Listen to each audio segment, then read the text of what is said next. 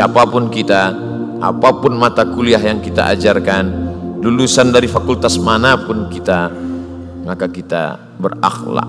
Bahasa penting. Berapa banyak kami di Sumatera yang tidak bisa bahasa Inggris, mau masuk ke IIU International Islamic University S2 program magister harus punya skor TOEFL 550, TOEFL Test of English Foreign Language. Bingung, gimana caranya? Cukup pergi ke kampung Inggris di Pari. Banyak kawan-kawan saya pergi 6 bulan di sana. Begitu pulang, lancar bahasa Jawa.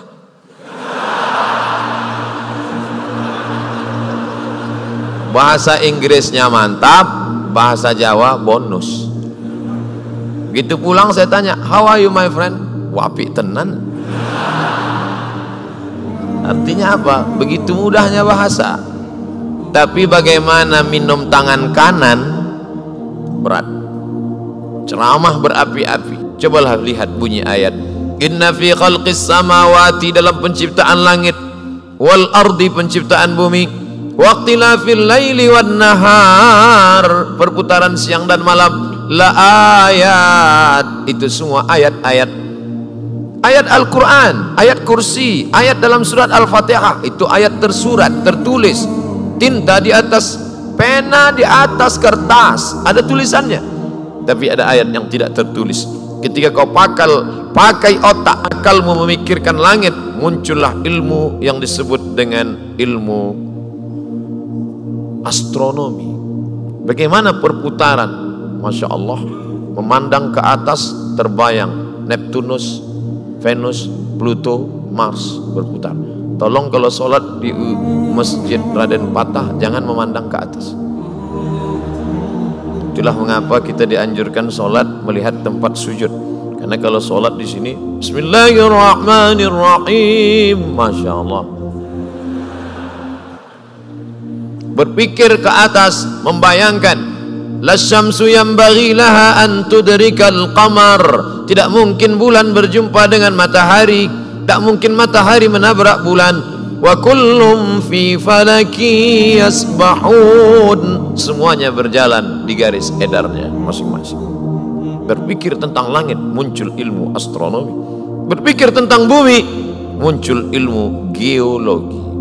Berpikir tentang siang dan malam, perputaran planet, meteorologi, klimatologi, geofisika. Artinya Ustaz, saya pun nggak paham.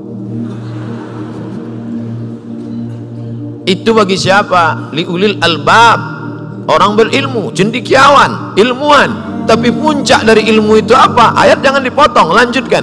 Alladzina yadhkuruna Allah, orang yang berzikir mengingat Allah. Qiyaman, ketika tegak, wa qu'udan, ketika duduk, wa ala junubihim, ketika berbaring.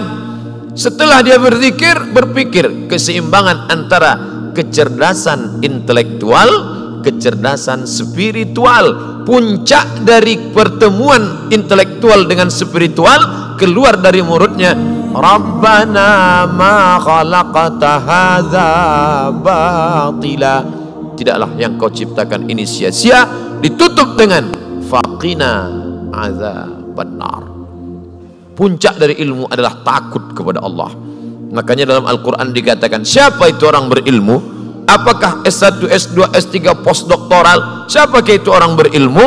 Orang berilmu adalah innama yakhshallaha min ibadihil ulama, orang yang takut kepada Allah. Puncak dari ilmu adalah akhlak. Maka kalau ada orang berilmu tapi tidak takut kepada Allah, dia akan menjadi musibah lebih hebat daripada tsunami. Tsunami yang meluluh lantakkan ujung Sumatera. Na'udzubillah. Oleh sebab itu puncak segalanya adalah akhlak. Ini tanggung jawab siapa?